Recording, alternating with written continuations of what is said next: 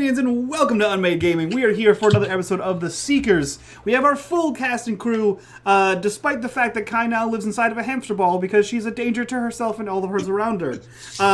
So, with that, we are here with Kai, we are here with Keith from Material Components, we're here with Sam, aka The Wizened Fool, we are here with Johnny, you know him, you're okay with him, he's here. If you guys want to support the channel, please check out our Patreon. If you guys want to join the conversation, please check out our Discord. And with that, I'll turn things over to Johnny to take us away to land we're going to destroy in the Seekers. You're muted. I said, yeah, that sounds about right. Let's go ahead and get started since I don't want to screw anything else up. Perfect. Previously on The Seekers, facing down a herd of stampeding machines headed toward the bandit fort, the group turns back into the fort for safety. As Tues and Tajak make their way through the gates, they find the bandits working to close and brace the gates against the onslaught of machines. Just inside, they see Farah and Krona leading children toward them. As the chaos increases, Farah is accidentally knocked out by a bandit carrying a large fixture to brace the gate. Krona and the children rush to her side as Tues and Tajak make their way to the parapet to assess the situation. It doesn't look good. From the vantage point, Tues and Tajak are able to see 20 machines of various types heading towards them. As the bandits brace for the attack, Tajak sets up his bow and takes out a rushing watcher, and then another. As the front line of watchers and scrappers hits the gate, it's the machines behind that actually pose the biggest threat. 3 sawtooths followed by 2 fire bellowbacks. When the sawtooths jump the outer wall of the fort, Tues makes a risky move to bring one of them down. He fails horribly and is dragged by the momentum of the sawtooth into the fray below. Krona thinks fast, places Farah over his shoulder, and instructs the children to follow. He moves along the parapet and finds a safe place to climb over the wall with Farah and the kids, but discovers scrappers moving along the outside of the fort. With deft skill, he tricks and then lands a killing blow on one scrapper, only to see another moving in his general direction. Instructing the children to escape, he puts himself into a position for the next attack. And that's when all hell breaks loose. You see, Tajak takes an assessment of the situation and comes up with a crazy idea. He and Tues will take out one bellowback by causing its tank of fire-spewing fuel to explode. When it does, it'll take out the other bellowback and the surrounding machines. Oh, and all the while, Tues will be holding on to Tajak as they try to ride the momentum of the explosion on the flat side of a shield. What could go wrong? Apparently, nothing. Because it all worked out. Once far enough away from the fort, Tues and Tajak are joined by Krona and the kids, with Farah still unconscious. They begin their journey back to the Nora village outside of the Embrace.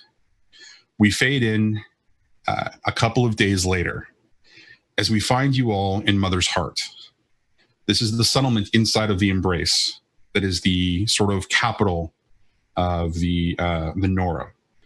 Farah is awake again. It's been long enough for her to be revived, and of course her wounds sort of tended to. She's got a little bit of a lump on the backside of her head, but otherwise doesn't have any type of disorientation or anything else. She seems to be okay. It's the morning of about the 3rd or 4th day, and the village, Mother's Heart, is a smaller shadow of its former glory. It's not lively. There are structures that are deserted and decimated from the machine's attack when the eclipse attacked the Embrace. The village goes about its business trying to tend to the day-to-day needs, hunting and gathering for food, repairing of buildings. The Braves are moving out into the Embrace Valley and attending to the machines. But the 4 of you have been given a sort of a hut, a structure for you to be able to take your time and just sort of recollect yourselves after the big attack on the bandit camp. And so that's where we find the 4 of you now on the morning of we'll say the 4th day, just after sunrise as the village is beginning to awake around you. How do we find each of you?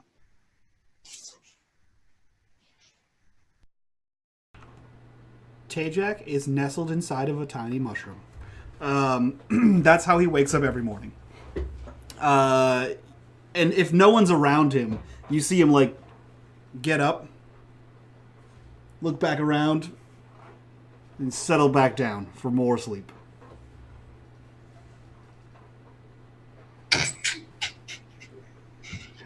He's a long sleeper.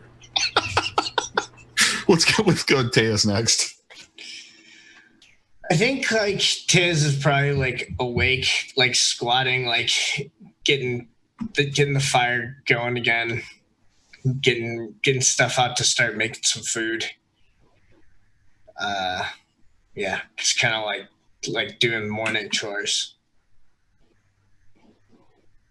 Okay, let's. How about we'll go to Corona next. We'll give Feyre the last because she is a member of this particular tribe and village. So, Corona has all of his kids. They're all running errands for him. They're like collecting tinder and kindling and whatnot. And he's kind of just he's just chatting them up and just telling them stories and whatnot as these kids are like doing work for him. He's like picked back on this hillside. are you Fagin from Oliver Twist? Yes. Is there a Bill Sykes in your world? Sorry. All right. And last but not least, how do we find Feyre? She's taking it fairly easy, but she's still, helping out where she needs to. If she needs to help the healers, she's also kind of on Krona's tail about helping rather than just telling the kids what to do. And she's helping with the kids, of course. Okay. So it's in this situation that we find the four of you just, getting a little bit of a downtime, with this, taking the activity and just kind of doing the things that you need to do, just to kind of to fill out your days, to relax and rest and recoup. And you see Aloy approaching your hut essentially. And as she begins to walk up, other villagers are of course coming up and greeting her. Giving you a few moments to kind of prepare as you see that she's motioning in your general direction, but different people are coming up and thanking her and asking her of the news out in the larger world. And she's just kind of overwhelmed, and so it takes her a little bit of time to actually get to the four of you. Aloy is here. We should make sure we corroborate our story and get it correct. I'm sorry, we did good, so we don't have to do that. I believe the truth will suffice. What did you do? It saved the children, of course, and Feyre after that terrible wound. And you all rode a shield into an explosion, from what I heard. You're acting incredibly suspicious, but as long as you don't act that way in front of her, I'm sure it'll be fine.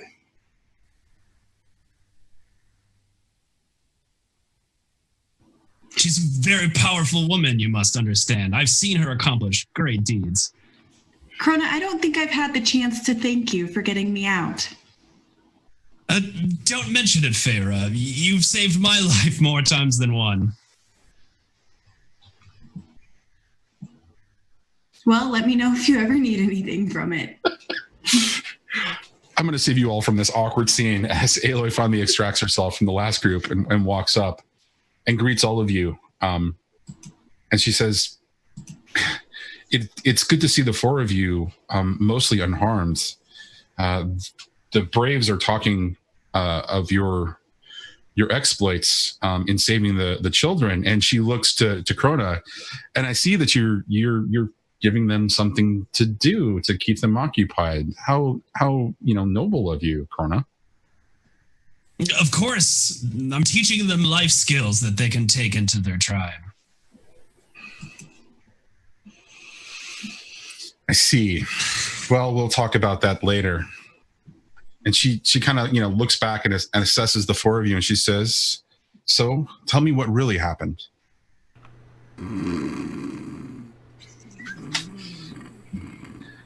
I can see Tejak hasn't changed. Why are you hitting me? It's time to wake up. Oh. Aloy is here. Oh. Well, we went to go deal with the bandits.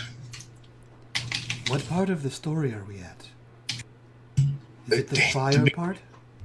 What? Do you want to tell us? No, I was just asking. I find it best to start at the beginning of every story. No, I assumed as much, but I don't know which part I was woken up at. Well, if you're gonna tell it, then just tell it. Me? So we lit the bandits on fire and stole the children. Also, we exploded several of the machines. I see. Does that? Wow, I'm quite impressed. I'm fairly certain that all of the bandits are dead.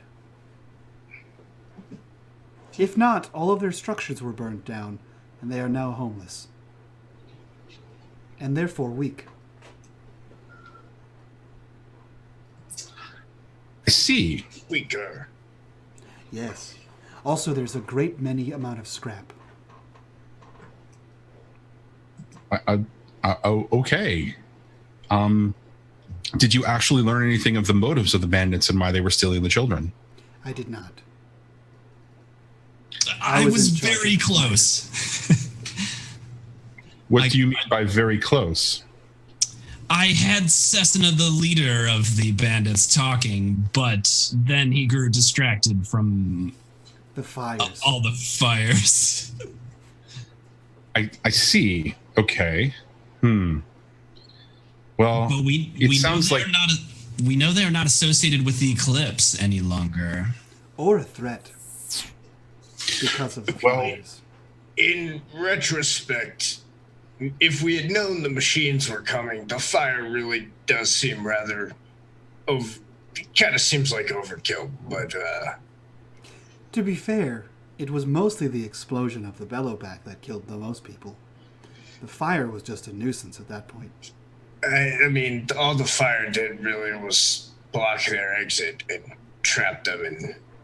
There was burning. also a cliff face. That would have Right. blocked their exit as well.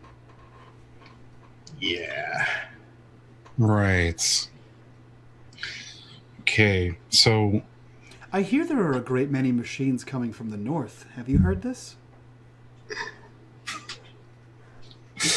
she looks relieved as the subject has changed a little bit, and she can navigate away from this sort of awkward conversation about the attack on the bandit camp, and she says, "Yeah, actually, I do.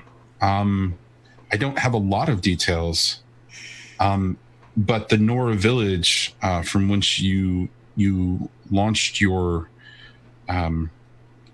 little quest to go to the bandit camp is not the only village experiencing the attacks. All along, sort of the valley from the entrance to the embrace all the way to the cut." And as she describes that to you, Tejak, you remember the long journey between those two sort of places. It's an incredibly sort of long, wide valley that runs for almost 100 miles. And along that sort of journey and path, there's a number of small villages, and you joined up at one point in one of those villages with the caravan after meeting Aloy.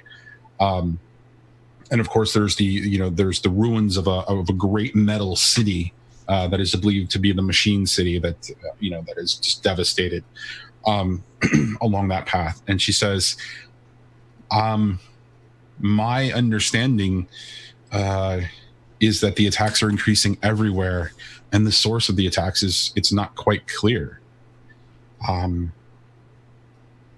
I feel that we must investigate this particular situation. We must approach this from a number of different facets or fronts. I have an idea of where we can go. There are There are two different possibilities where we might learn more information. One requires a journey to the cut, and the other one requires a journey just south of the cut on the road to Meridian. I think we're going to need the four of you to head there to a location that I'd like you to explore and experience. It's time for you to understand sort of the grandeur and the stakes of what you're facing in the larger world.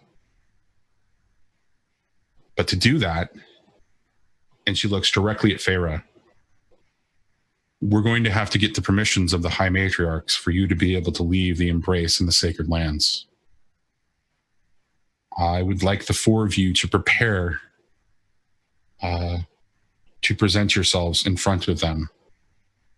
Feyre here, as a Nora Brave, requires their permission, though the rest of you would do well to earn their respect and trust. How soon can the four of you be ready to move?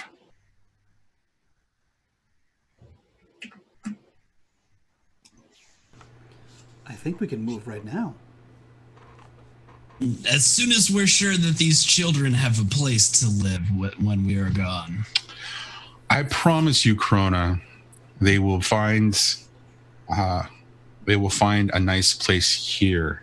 Although, and she looks at what was the name of the three children? It was little lady fella, young fella, young fella, child. All right.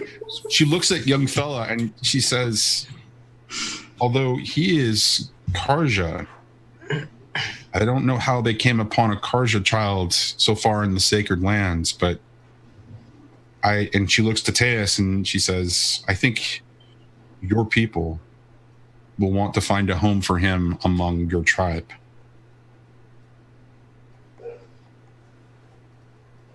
And she kind of looks back at the four of you and says, but that's another matter for another day.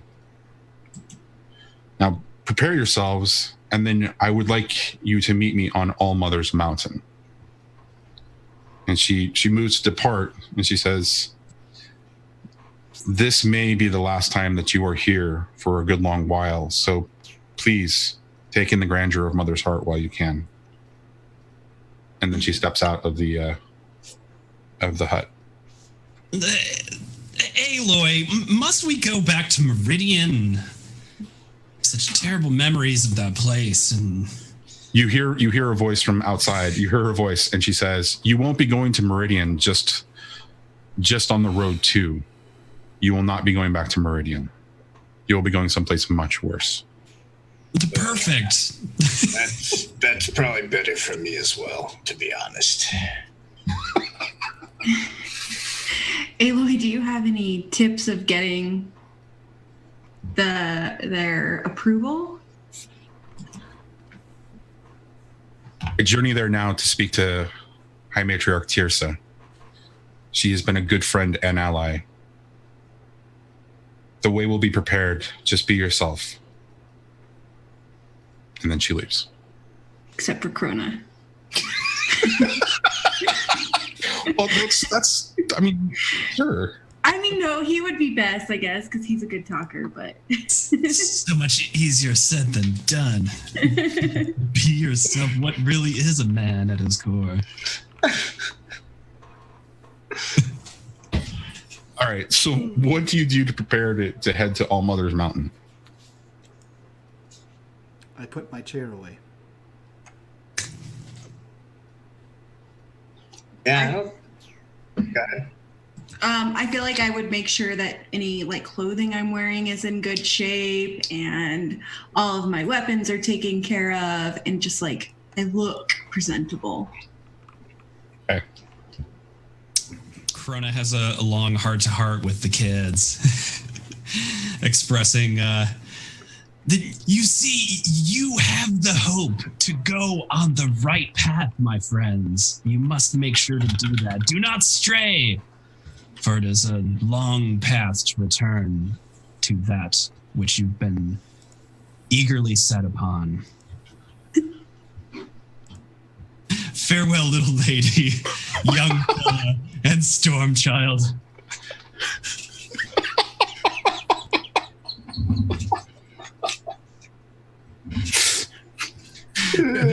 They all look up to you, tears in their eyes.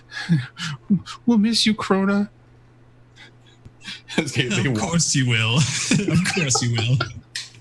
God damn it, Fagin. Don't feed into that. As we're like walking out, like after this like speech finishes, Taz just like goes up to a random one and like with one giant hand just kind of like rubs his head, just like rubs his head, walks on.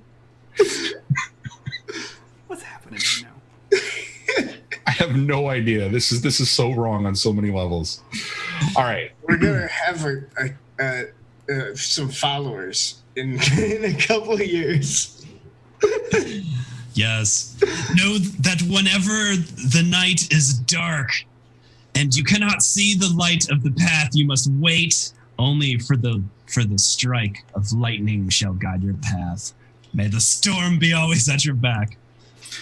and as you say storm, of course, off in the great distance, there is a slight sort of like crack of thunder as it rolls through, across the mountains. And so the four of you, extracting yourselves from the hut, begin to move into the sort of the village proper itself.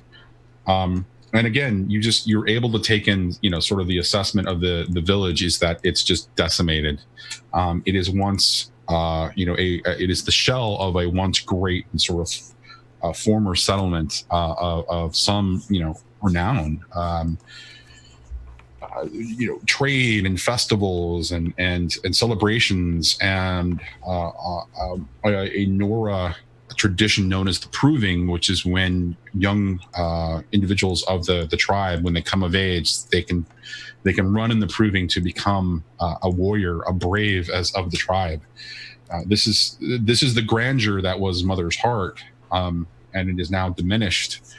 The repair and the efforts going on appears constant as they slowly begin to restore, but there are not as many Nora as there were before in Farah. This of course weighs heavy on your heart as you're walking through, towards exiting the village and making the short journey up the mountain to All Mother.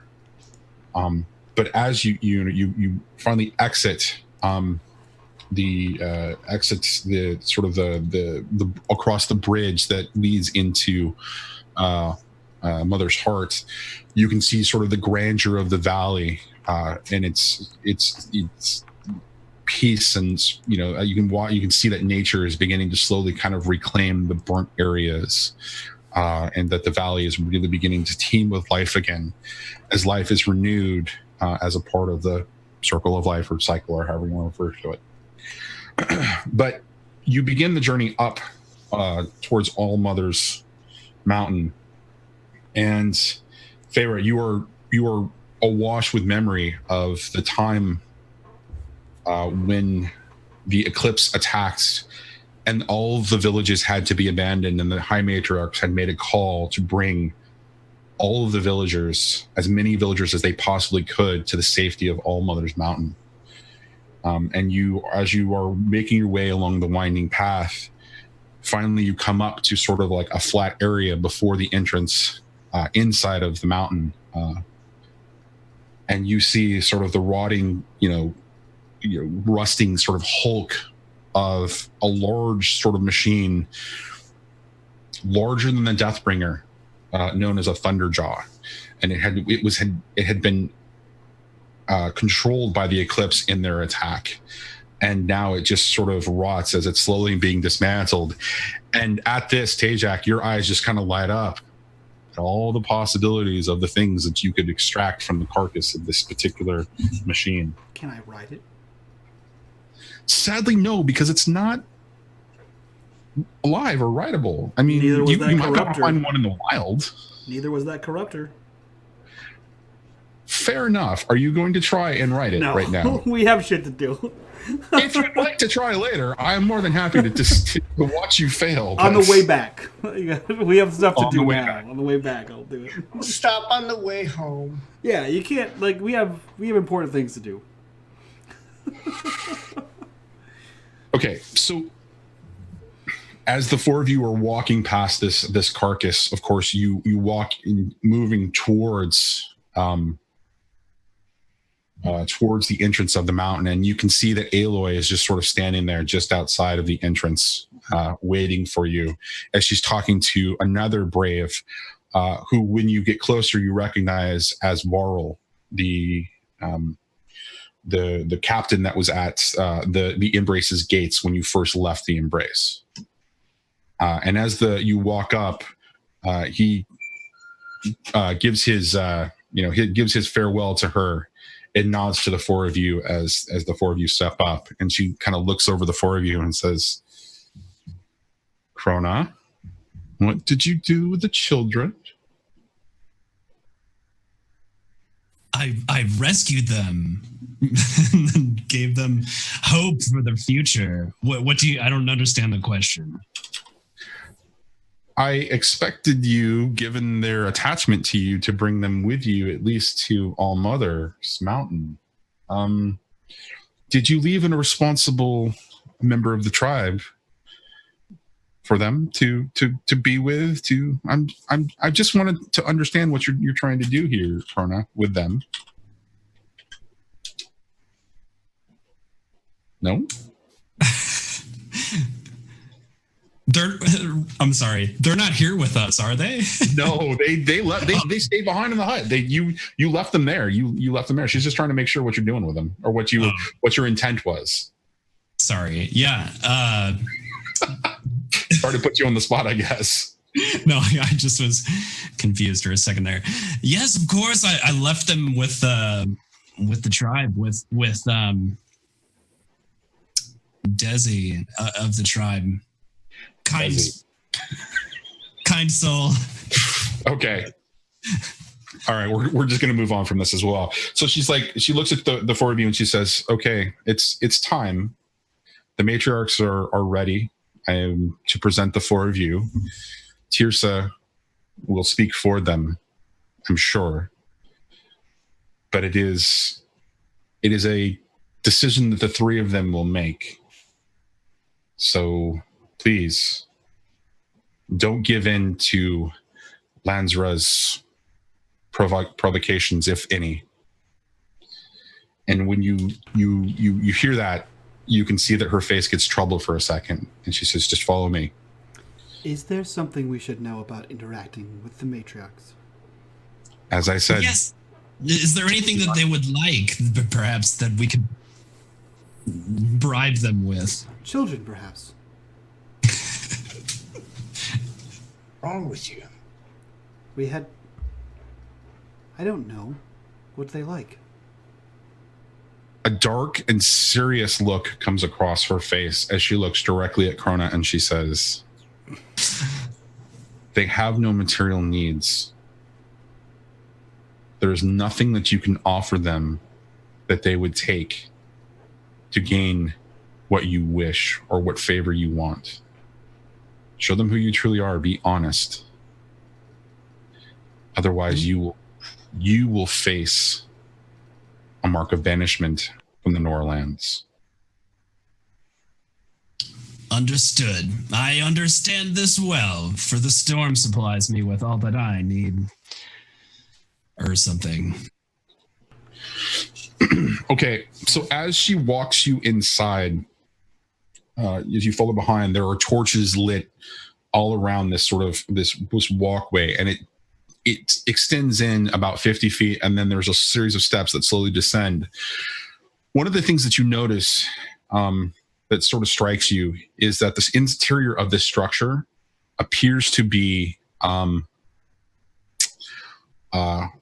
made in sort of the architecture and the of the old ones. Like, it looks like the old ones ruins that you delved into when you first went looking for the focus devices. So as the four of you follow in, there are a number of Nora tribesmen who are kind of moving around doing different things. But as you descend into this, you are seeing a weird sort of like combination of old one structure, what looks like, mud and, sort of rock and sort of the culmination of the churn of like the inside of a mountain with like, stalactites and other kinds of like formations that you would see in this particular situation. And then of course Nora, tools and trappings. There's bedding in a couple of places. There are containers, and there are branches off to the left and right of you as you descend very far into the mountain. It seems like you're walking for a fair bit of time, but it's always incredibly well lit.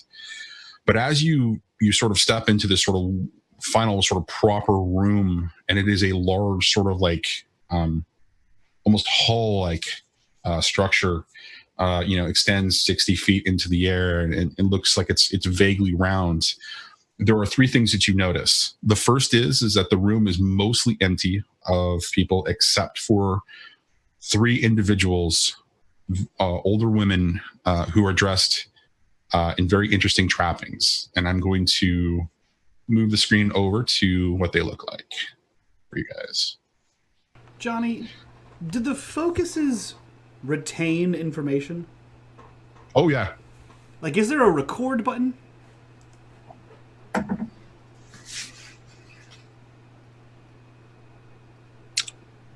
You would definitely know about how to record things. Okay.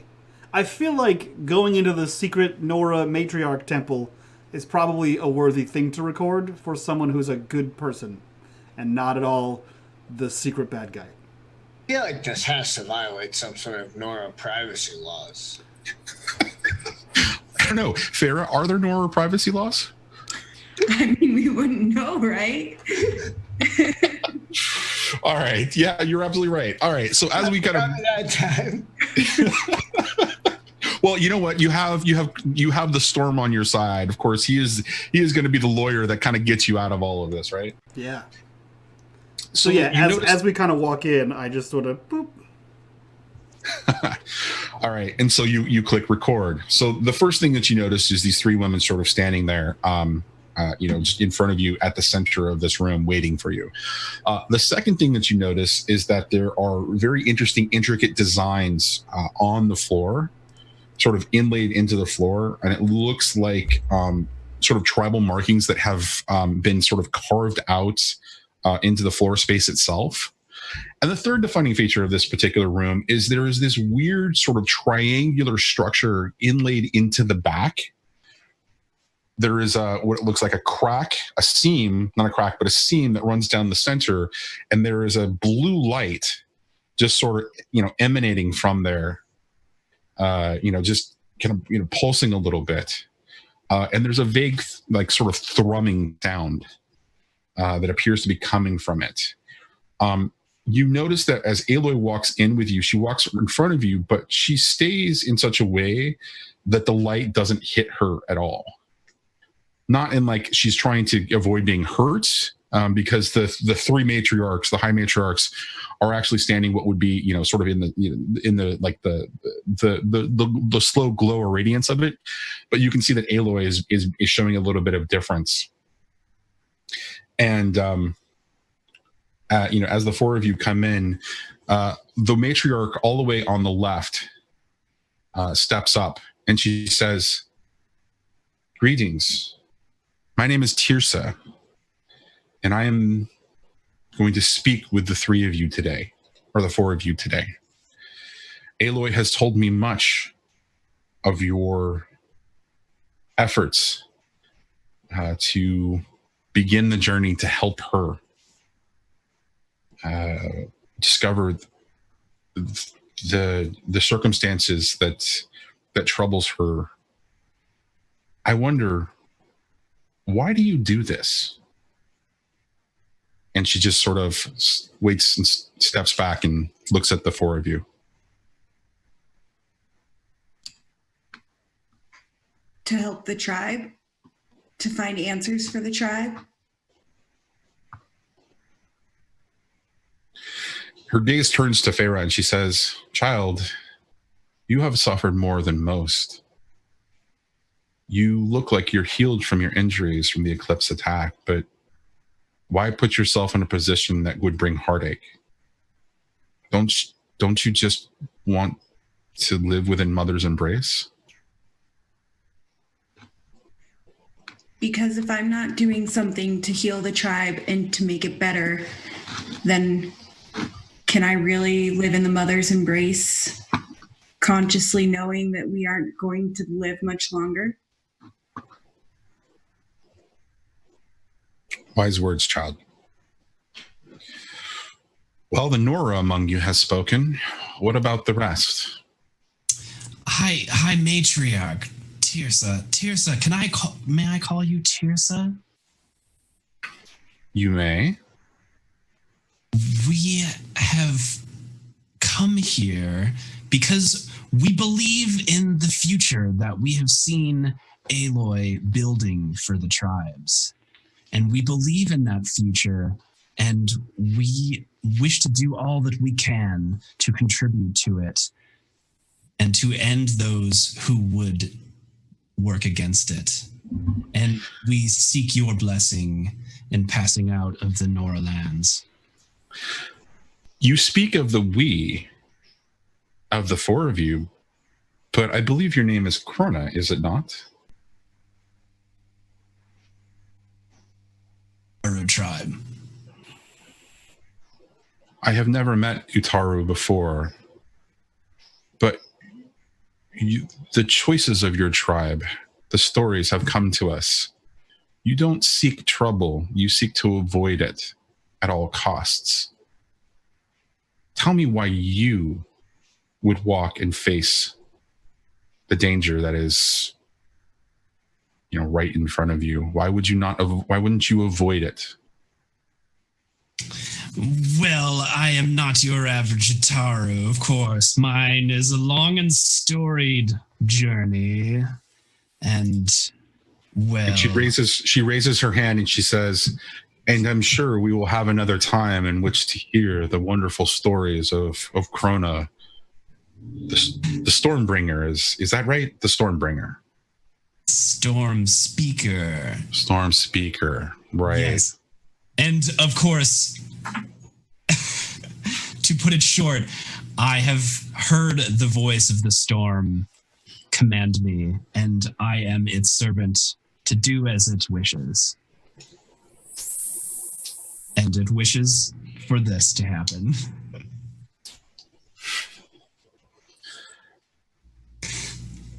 Okay, that is the Utaru and the Nora among you. And she looks to Teus and she says, "And what of the Karja? Much blood has been spilt between us, Karja." I think Taz looks back and forth between the women with his kind of tired, half-lidded eyes, and seems like he doesn't really know what to say at first, and then just kind of looks and just like, the same thing as him, the storm thing. Storm told me to do it.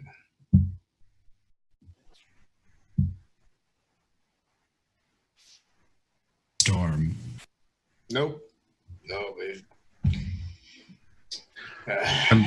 I'm sorry, Karja. I don't believe you. Your name is Teus, is it not? Yes. Aloy's friend Erend, an Oseram, the Oseram who brought you here, as he is a member of the Vanguard under Sun King Avad. He shared your story with us. He shared your loyalty to the previous Sun King and your imprisonment.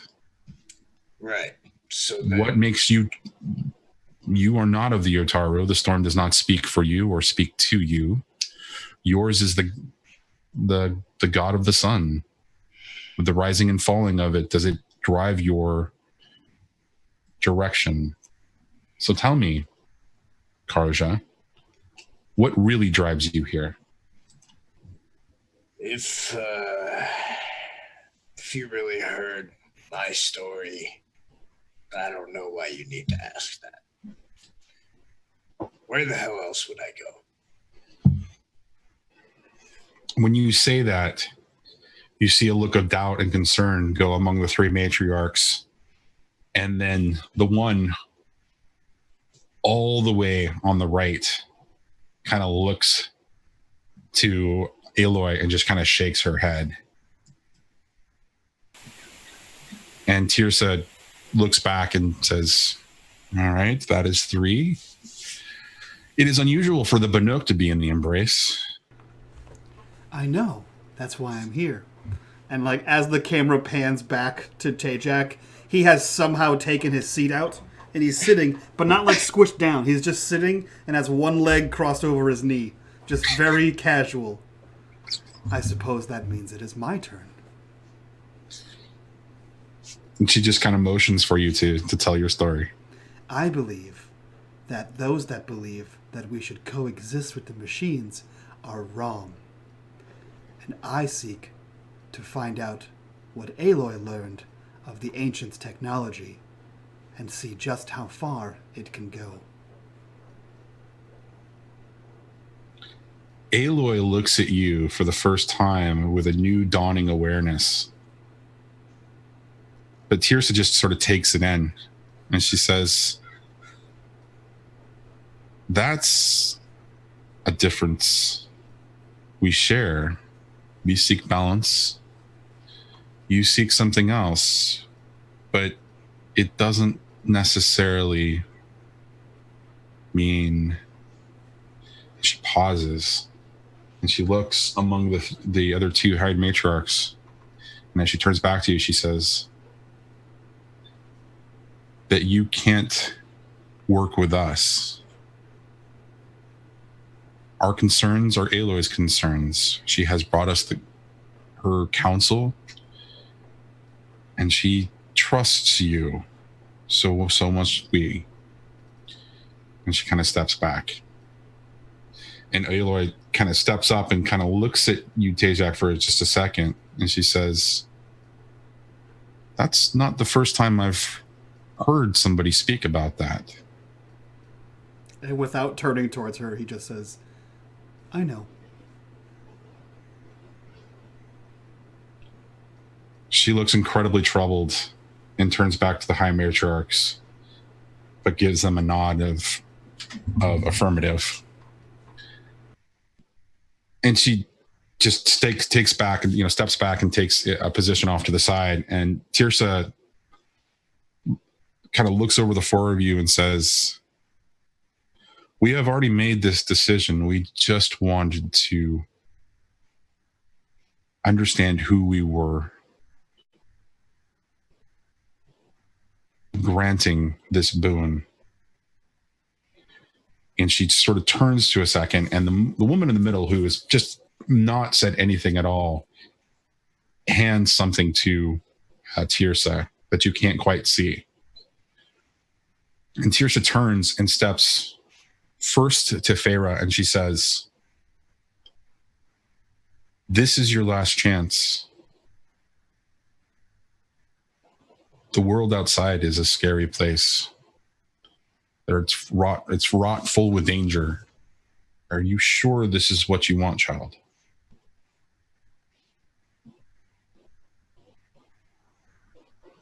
We can't hear you. I'm sure it's what our tribe needs. So yes, it's what I want. Okay. So as you give her the assent or the affirmative, she looks at you and she reaches up onto your sort of like your armor / sort of, top, whatever that is you're wearing. And she kind of like begins to tie something onto one of your, something that helps, like with a strap for your weapon or whatever. And what she ties on looks exactly like this on the game table screen. And she says, then I bestow upon you the title of Seeker. Go among the other tribes and return whenever you can and bring us your counsel. Aloy is your guide. She is your mentor. She gives you direction. But you are a seeker, and you may journey wherever you choose. And so for the rest of you, she turns and she says, this is an honor bestowed to the tribe in times of need. When a brave is given this, they are granted a boon, but it comes with a price. For Feyre, it is the knowledge of the outside, of which most of you have.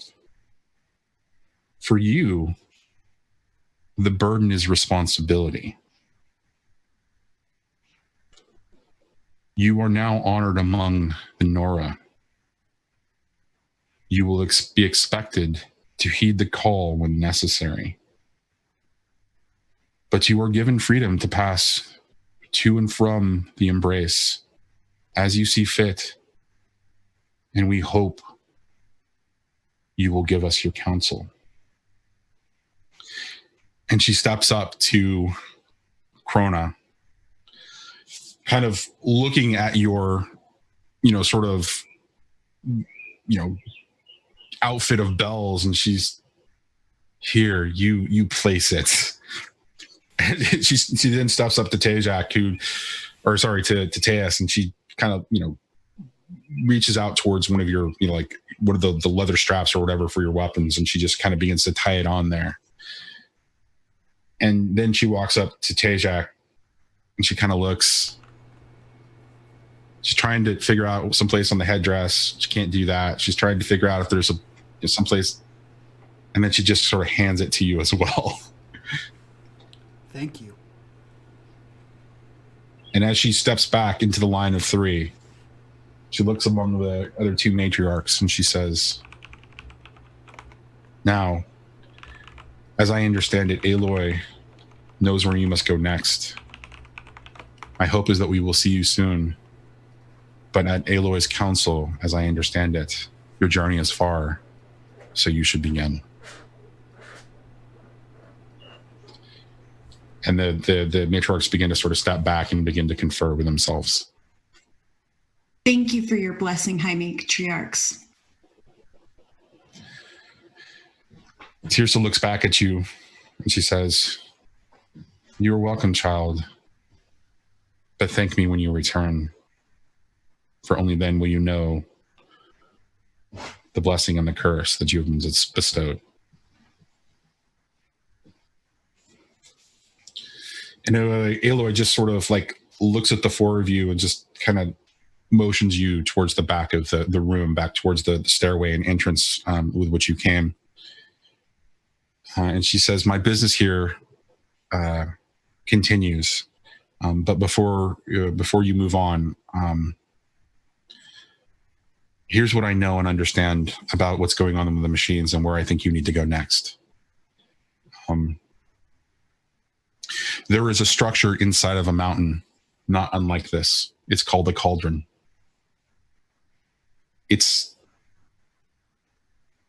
The entrance is guarded by machines.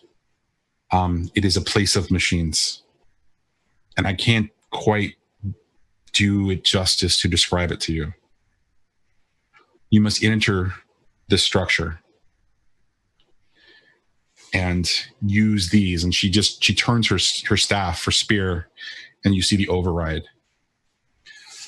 I need you to gain entry and find what is arguably the center of this structure. There may be information that you can gain there if you can gain access to what is known as the control tower.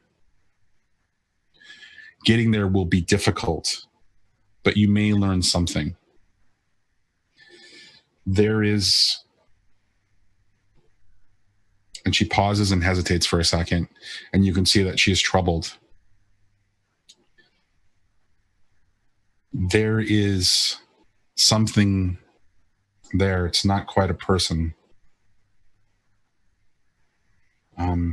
I don't know how to quite explain it to you, but once you get there, you'll understand. There is a presence that controls this cauldron. There are a number of them. So I'm hoping that you can gain access to this one and get the information that you need from this before the entity finds you. But it is known as Hephaestus. And it is its domain to take care of the machines. And she looks troubled again, and she says, "You'll understand what I mean once you arrive. But you need to gain access to the cauldron and find this control tower and see what information you can gather about the increased attacks on the villages, why the machines are becoming even more aggressive." And she sort of pauses for a second. Your journey might be easier now that I think about it if you can find a tall neck. If you find the tall neck, that will give you the information that you need to get to the cauldron. I couldn't describe to you exactly how to get there, but the tall neck will be able to do it. It's a type of machine, and you'll use your override, and that will provide information to your focus devices. You can find the tall neck very close to the machine devil's city along the journey towards the cut, and she looks towards Tejak. You know the place I'm talking about. I do. Now, this journey will take you a number of days. Hit every village you can and check in to find out how they're doing, how they're surviving the attacks. Every village I've come to, I've had to help defend or, in some cases, help bury the dead. She says, "Now, if there's nothing else, if you don't have any other questions, I need to conduct my final business with the matriarchs." I have one question. Oh? Sam, you're muted. You speak of this entity as if you have encountered them before. Have you?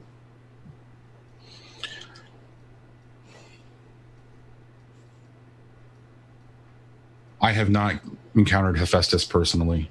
That's not what I asked. What entity are you speaking of then? You said there are more than one. And you said it as though you have met one before. Have you?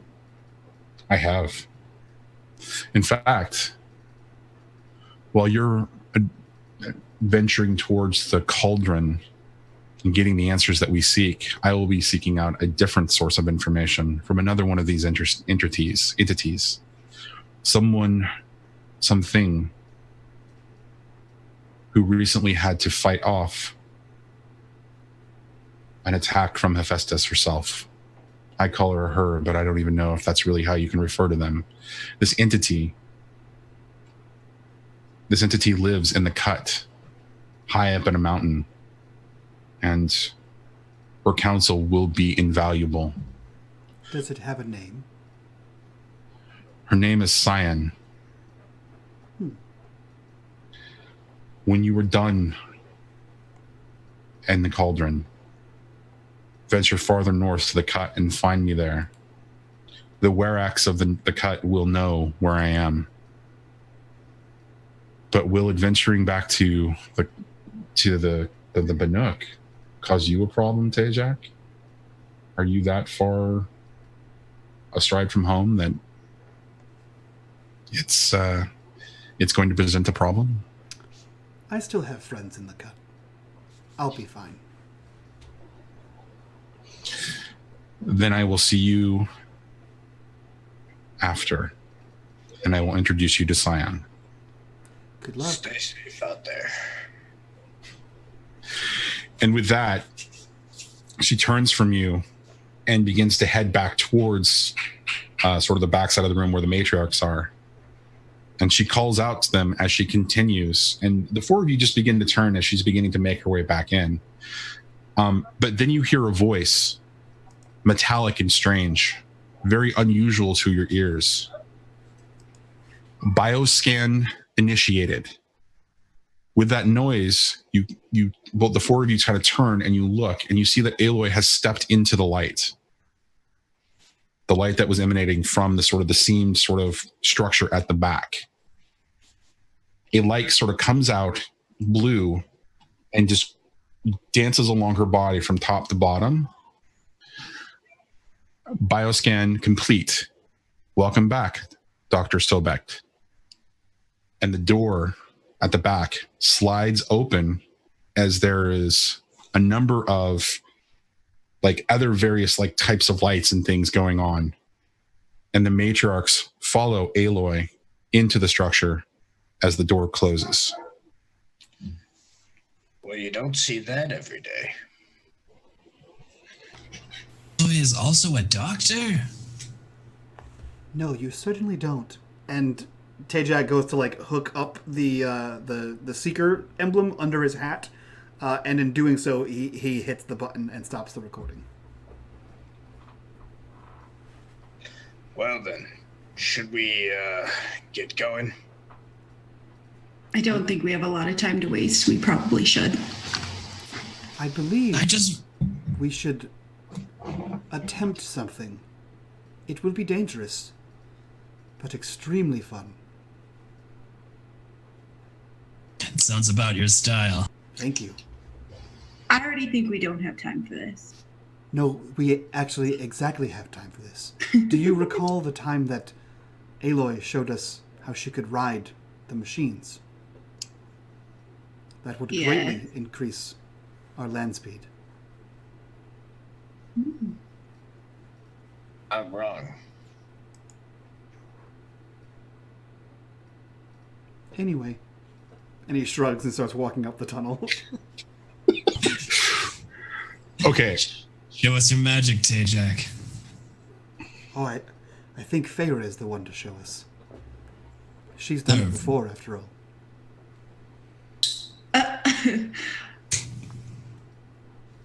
It was luck. Or skill. Hard to say the difference. I mean, we can try it. It's worth a try. Kona, how do you feel about that? He might have to ride with you, Tues. I feel terribly about it, but if that is the way that must be, then so it shall be. The storm will protect me. I'll make sure he doesn't fall off. I mean, that's probably good. I just wonder when all of this questing and journeying decides that it's time for a break and we can just relax and enjoy a warm meal with Aloy. I feel like we've been robbed of that. Oh, that's not gonna happen. He just claps. We just had 2 days off. We're gonna be working until we're done. That means dead. It usually does. Look, when they send you to join a group with the guy who was just locked in the prison, it's not a good ending. How did you not realize this sooner? No. Well, I did, of course. It was just a joke, was all. The storm tells all. Right.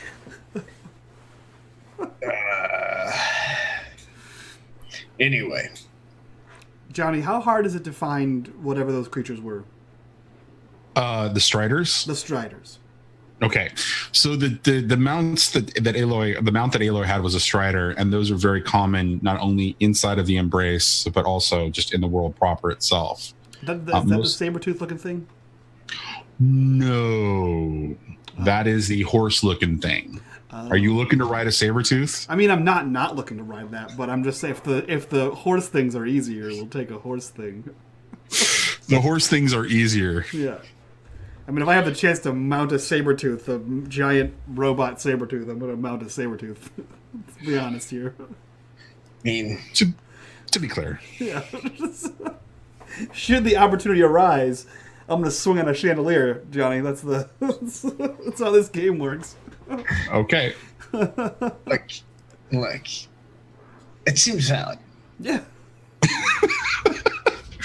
All right, so we're gonna cut to a montage of the four of you exiting Allmother's Mountain, going into the valley, acquiring yourselves 4 mounts, striders, and making your journey first out of the Embraces Gate, and then heading north.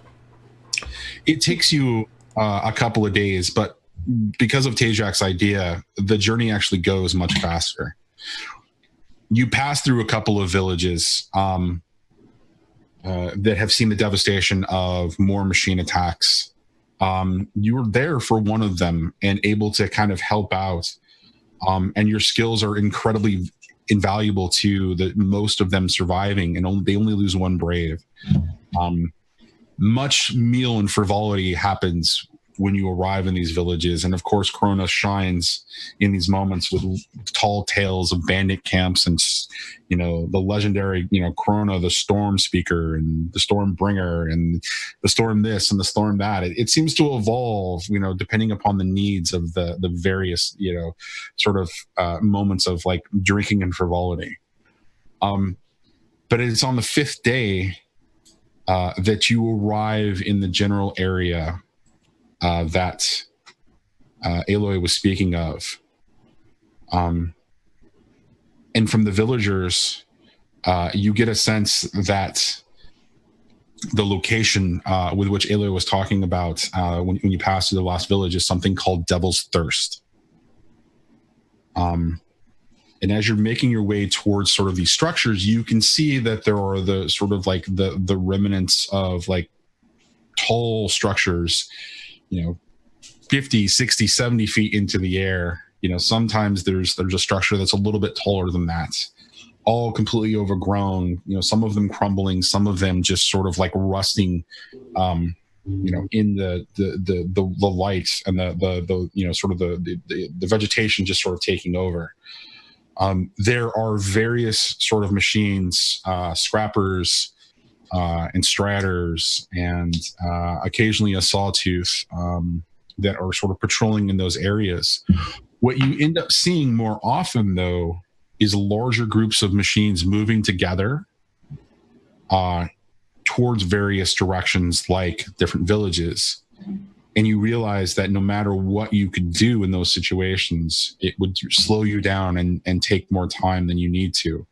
And so as you're passing villages, of course, you're sort of preparing them and helping them shore up their defenses. And so by the time you arrive to Devil's Thirst, it looks like there are very few machines actually in the area. But it's just as you're sort of like on the edge of Devil's Thirst, this sort of large, sort of dilapidated, rotting, sort of rusting, set of structures, that for each of you, this pulsing sort of thing begins to happen in your field of vision. And you realize that your focus is activating and letting you know. And it's sort of like this emanating, at the center of something and just sort of radiating out from a circle. And it's looks to be deep inside of Devil's Thirst. Are any of you seeing that? I was really hoping I wasn't. Which part are you talking about specifically? The intense, the lights. Oh, yes. Me too. Out of curiosity, which part did you think he was talking about? I don't know. He talks a lot. I assumed there was some kind of storm he was seeing, and it was giving him a vision of some kind. That's actually hard to argue with. I do believe that is where we are going, though. Yep, I mean, no way to go but forward. That's Taz just starts walking, keeps walking. actually inaccurate. All right. So as the four of you begin to enter Devil's Thirst, and the structures begin to sort of grow up around you as you're walking in between what essentially is the structures of buildings that they're like skeletal structures essentially, and crumbling brick and stone. The signal that you're seeing, this emanating thing, grows stronger, like in respect to its intensity, and you actually hear a little bit of a pulsing sound, almost like a Doppler affected, like pulse beep, kind of coming from it, and at the same time you hear sort of a vague sort of stomping of under brush, and debris and other things just kind of getting crunched as this noise continues, and it appears to be coming from the same direction as the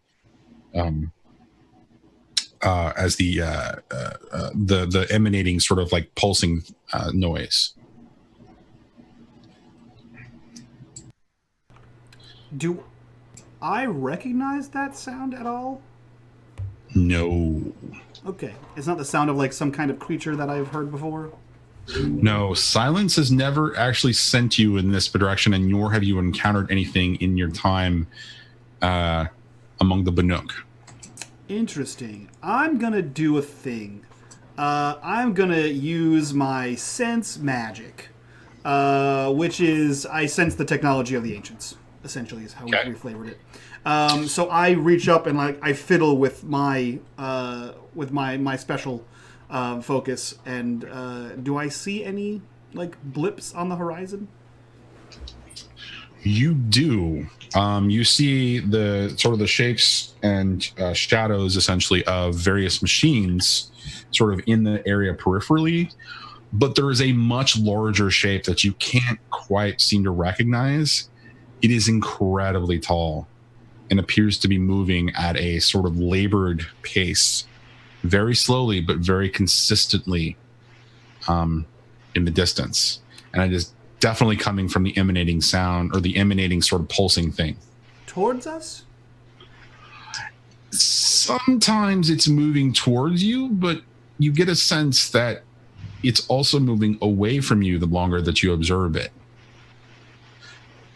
And if you give it enough time, it appears to be fluctuating as it's coming towards you and then almost moving away from you, and then coming towards you again after a period of time and then moving away from you. So I assume we're all just sort of standing here on this ridge, just looking in awe at these lights and strange noises. If I have the time, Johnny, I would love to mushroom down and use my ability, right tool for the job, where I rummage through, take some scrap, and I make something. And when I stand back up, I have like a small, it's a telescope, right? It's a spyglass, and I want to see what the hell that thing is, if I possibly can. All right. So from your current vantage point, in building that thing, you can't really see it because the structures are still sort of tall enough, and so you're going to have to climb, one of these sort of rotting carcasses of a building shell, essentially, to try to get that, or you can move closer. Do they look super sturdy? You feel confident enough that you might be able to do that, but you're definitely going to need a roll out of it. Perfect. I look to the buildings, just back and forth, and then I look to Tues and say, "Excuse me, Tues. I wish to get to the top of one of these buildings. Could you advise me on the best way to do that? You seem to be quite adept at climbing." The best way for you to get up there. Yes. Just kneels down, offers for him to climb up on his back. Oh, this is far more convenient than I had imagined. And he mounts Tues. Well, well, realistically, I could explain it to you, but you would fall and die. He just starts climbing. Okay. By the way, we'll be right back. I want to see what's out there. And he just calls over to Krona and Feyre, who he didn't tell what was happening at all. So, Teus, this is a difficulty 3 +1 because you have Tejak on your back. Does Krona tell a tall tale of inspirational rock climbing? Of inspirational bullshittery. Guys, so muting and unmuting rapidly. I had a couple different anecdotes in that situation, but yes, as you might mention, in the tribes of the Utaru, it is often a trick done to climb the tallest tree in order by the movements of the animals and to watch the way that the wolves often stalk their prey in the open fields of the Utaru tribe.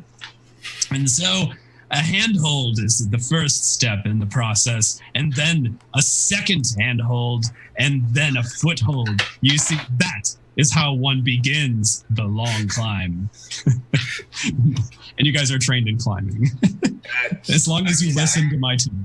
I already was trained in climbing. But Well, so now you're specialized in it. Oh, really? Nice. All right, cool. So, yeah, that lowers that from 4 to 3, right? 4 to 2. 4 to... Oh, wait, but I already have the thing in there for trained, so... Well, specialized makes it 2. Yeah, you're specialized, so... No, I know, but I don't want to lower it by 2 on the rolly thing, because otherwise it's already built in. Oh, yeah. Let me see here. I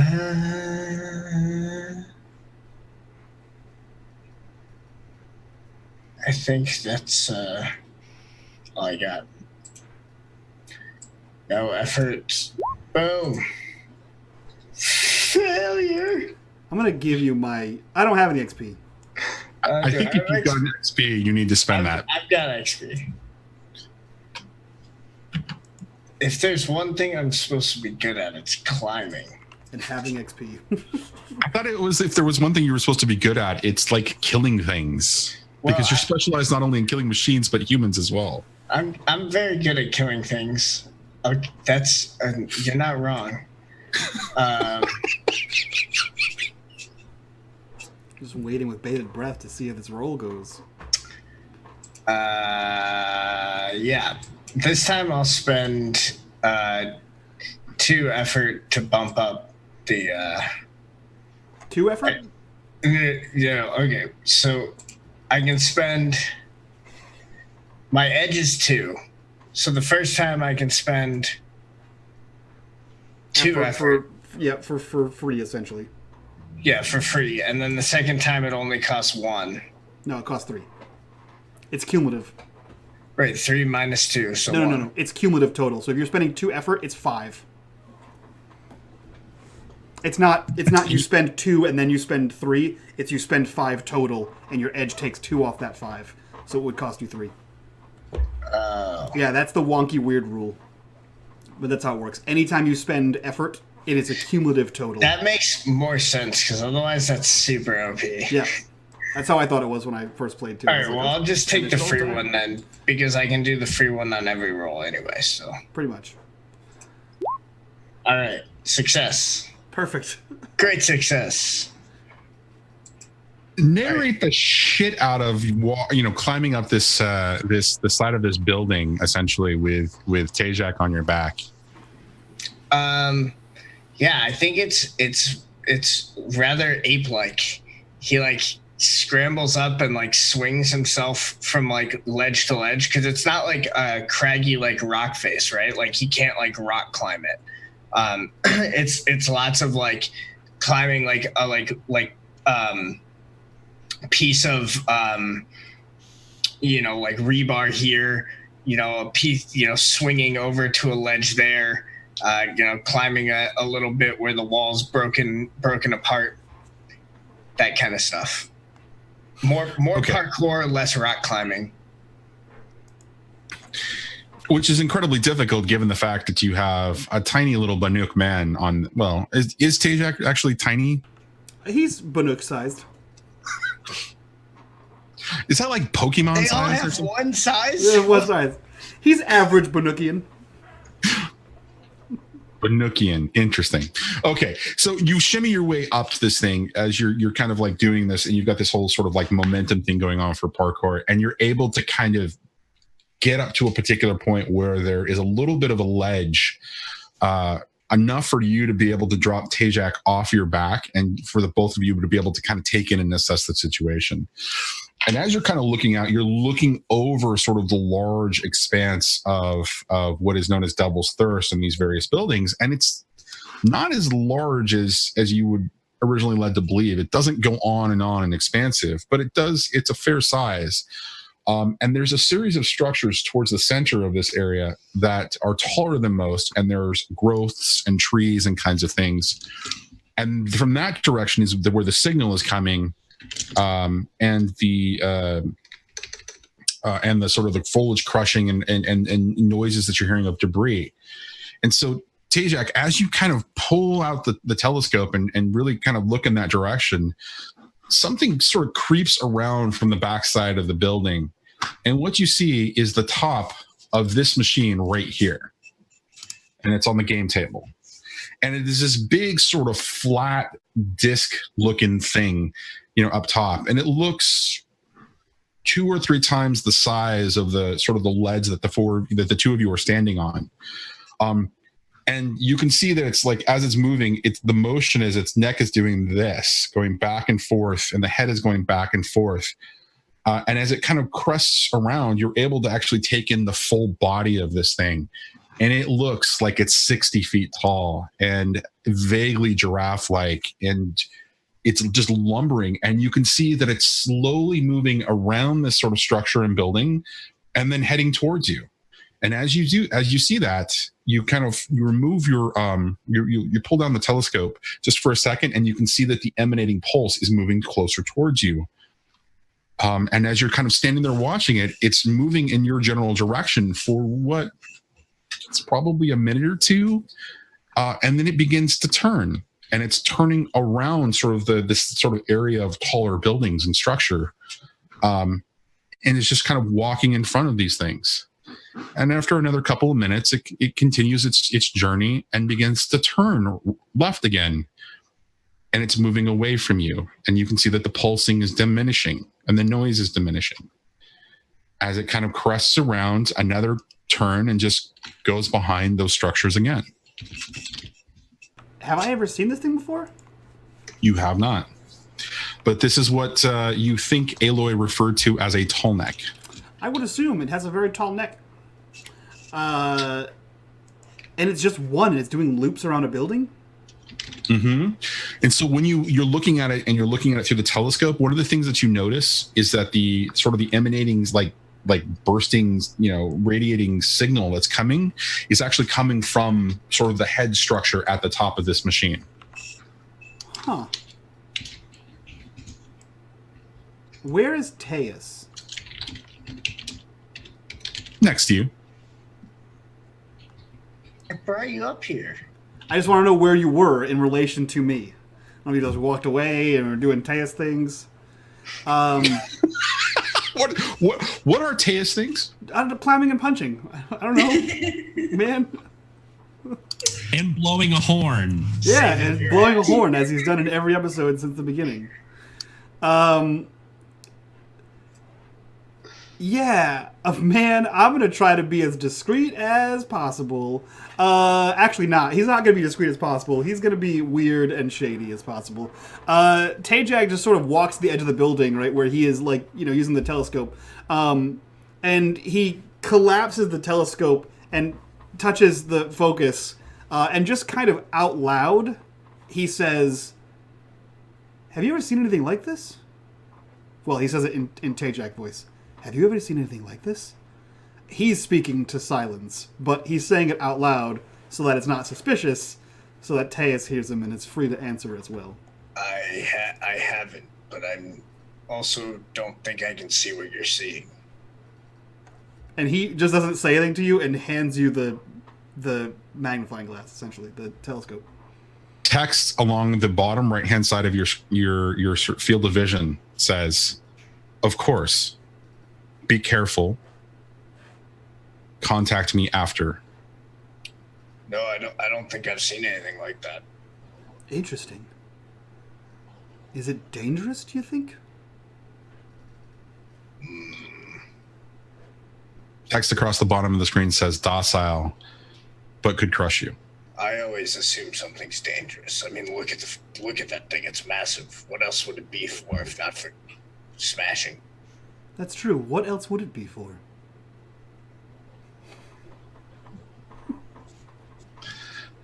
And then the text at the bottom says, "Information." I just said I don't know. That's why I said that. Right. Anyway, I believe that is what we're looking for. I think that is what Aloy referred to as the tall neck. I also believe we must climb it. Those both seem like reasonable thoughts. I don't think I'm going to be able to climb it with all of you on my back. Right. I believe the head has information. You see at the bottom of the right-hand side of your vision, correct, data jack towards the front of its head. I don't think we all need to get up there. All right, then. So the other two just got to avoid getting smashed by that big head. I would be more concerned with the feet. The feet are much smaller. I mean, look at that head.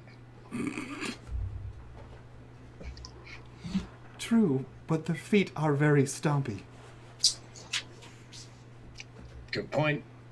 Got a point. All right, so you good up here, or? Yes, I'm done. Tjak or Taz rather, just like leans down, gets him on his back, climbs on down.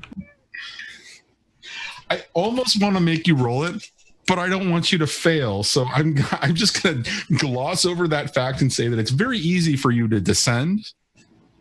And when you arrive back at the bottom, the signal still continues emanating, and you can vaguely hear the noise towards the far side. Good. Yeah, just walk back over to the group. I believe the creature that Aloy referred to as the tall neck is the one making that stomping noise, and is in fact what we need to find. The signal is coming from it. Perfect. They have real big heads, which both myself and Tjak agree are most likely for smashing, so be careful. That's fine. What? You said that you didn't know what else they could be for. I said the head would be for information. And the giant legs would be for stomping. Either way, I believe one of us needs to make it to the top of the head. I can probably make that happen. In that case, at least two of us. What do you mean? What do you mean? I assumed you would carry someone. Oh, you didn't count me as a... Okay. Yes, I counted you I as the second. volunteer myself as noise maker. I will gladly provide the distraction. Perfect. Son of a bitch. All right. Shenanigans aside, so what are you guys doing? I don't know at this point. All right, so who's coming up there with me? Were we supposed to override this thing? Is that what we're supposed to do? If I recall correctly? Yes, Okay. You're supposed to override this thing. Was there... So, I mean, we've only seen the override take over a creature, right? Right. what were we supposed to do when we override this tall neck? You're supposed to find out. That's what Aloy said. Okay, so that was it. You override it and then figure it out from there, kiddo. Right? Right. Cool. All right. Yeah. I feel like she said something about using it to learn where the location of the cauldron was. So perhaps it knows the location of things and has its own map. I'll leave that to you, Tajak. Farah, do you recall what she said? I sort of tuned it out there at the end. I was concerned with the Hephaestus and the Scion. No. Well then, we'll figure it out. Would you like the GM to remind you? Nope. At this point, I don't. All right. Do I know though that my override is like a little more special than everybody else's? Your override works in such a way. You have used it intuitively more than anything else, and you don't quite understand what's doing. You'd only seen Aloy do it in the past, and when you acquired it, and this was before she introduced the rest of the group to the reason why they would want to get the override. When you acquired it, there was something just sort of intuitive about it. It was almost as if it was speaking to you. I feel very comfortable with my override. I could go to the top and do whatever needs to be done with Tues. Kai, why are you doing this right now? That seems like a good plan. Oh no! You're the only one who has experience with these things, and you've used yours many times before. We know it works great. Yeah, it did work great last time I used it. Yes, we all recall that quite clearly. Guys, we made it almost the way through the campaign. Just let it happen. Let it go. Don't pull this thread, guys. One team. As you're talking to him, thinking like you're talking to Tues. Yeah, one team. One team. Tajak kind of looks back and forth to everyone and is not sure what to do. It just says, yes. All right, well, it's agreed then. Great. I Farah, forgot about the raids too. how's your climbing? Do you need some assistance, or you got it? She remembers the tale I told, of course. Of course, I remember that tale. And is it might that it's based off of climbing? Yeah. Yes. I can help you out. Okay, I'll take the help. He just leans down again, like lets him climb onto his back. Okay, so you guys are still a fair distance from this thing. Are you going to carry her towards that distance, or are you actually going to assess the situation? We're gonna get there first. I would like a piggyback ride, please. The whole way? That'd be great. Thanks. I gotta conserve my energy for this override. Yeah, it's important. It's very important. Okay, so you make your way towards the location where you look for the tall neck. And as you are getting closer to that area, you notice that the machines are giving a wide berth. The last, group of watchers and scrappers that you saw were just paying attention to what they were doing, but they're probably towards sort of the edge of the Devil's Thirst, as if they're giving this machine sort of a wide berth. And you make your way around another set of sort of structures and sort of come to the clearing where you expect to see the tall neck. And what you find is, as Tajak and Tues sort of saw from a distance, there is a large set of structures that are just sort of climbing up, and they're probably 100 feet tall, and the vegetation is kind of going, and there's a tree or something. And here you hear the stomping, and you feel the vibration in the earth of something moving.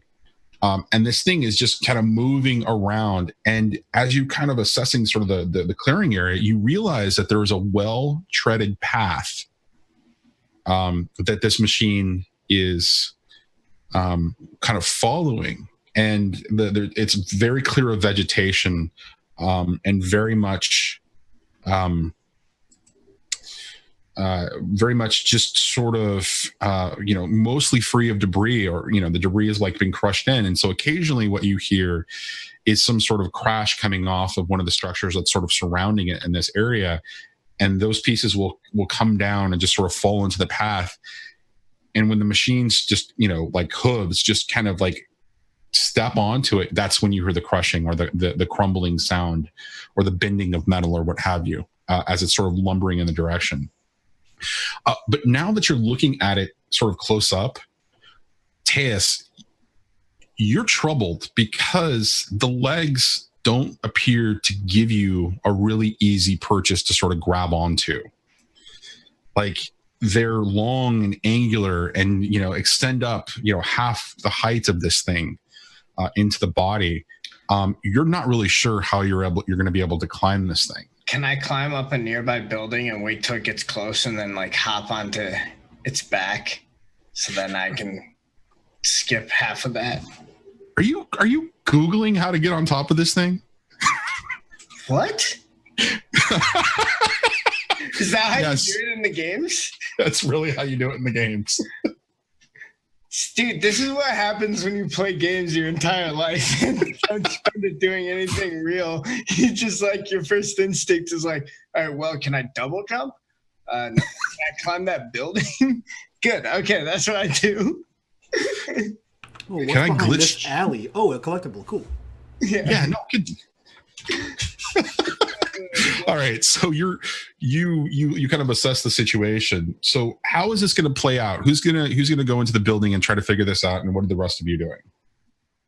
So I'm going to try to climb up onto a building to get a boost, and I will also turn on the focus so that it helps me track its movement. Okay. I'm gonna prepare burial rites.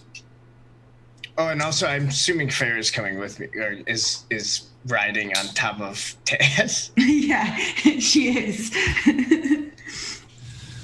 And Krona is going to provide a distraction of some kind, and conveniently near a building that is not the building they're climbing, so that it can be used to hide behind. Okay. All right. So we'll start with Tues and Farah moving into the building. And so at a certain point, you realize that the machine is at its sort of its farthest point, and that gives you an opportunity to make your move towards the building. What do you want to do? Like, just move inside? Is that what you're just attempting to do? I was imagining climbing up the outside. Okay. Basically doing the same thing that I did with Tajak, only instead of getting to the top, just like when it's like a good angle, just waiting and jumping onto the thingy. Okay. And you've got Farah on your back? Yeah. And then all right, climb so the rest of the way up if I don't die. Okay. So it's going to be difficulty 3, of course, with Farah on your back, making it a difficulty 4. Okay. Don't forget about your asset from the storm. Yep. And does the focus help? The focus is not going to help on the climb. Okay. There's going to be a separate roll for you to jump onto the back of this machine. So. All right. I will spend the free effort again because I might as well. Boom! Oh, that's a 20. All right. I'm going to give you the major effect. Describe to me what you want to do as a boon to this. It can get you onto the back of the machine, or it can put something else to your advantage in the situation.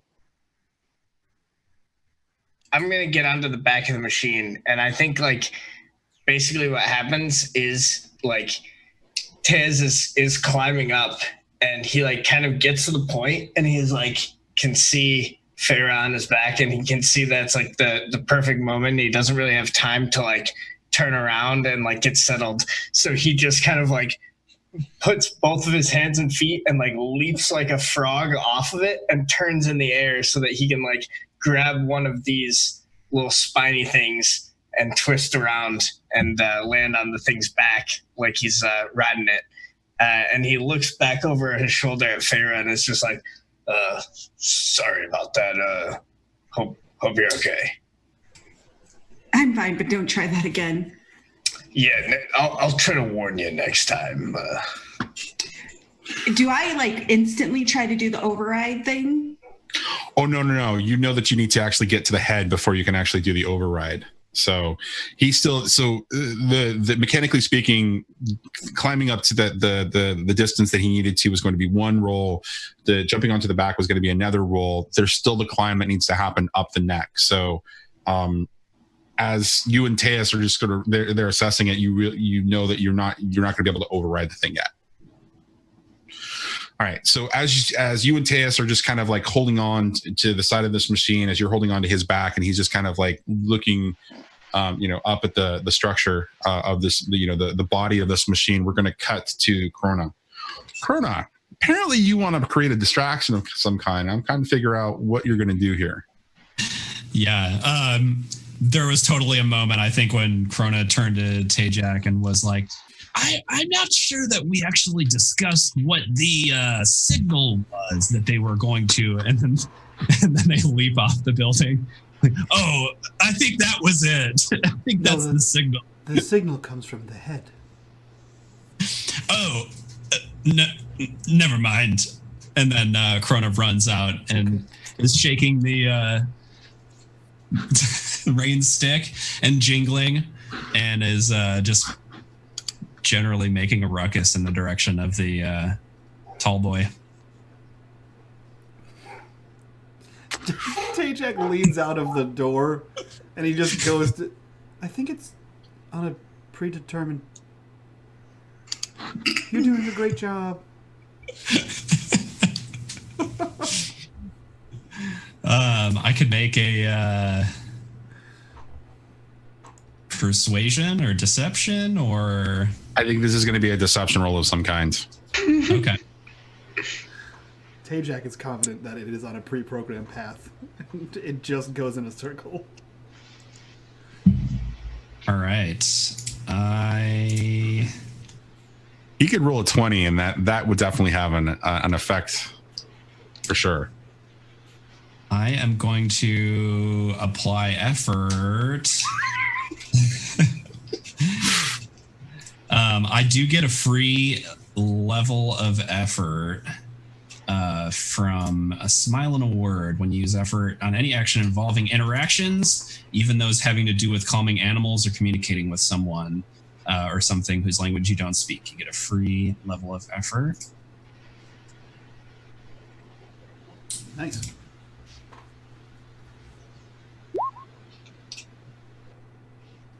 And I got I rolled a 4. Wow. So I'm gonna spend an XP.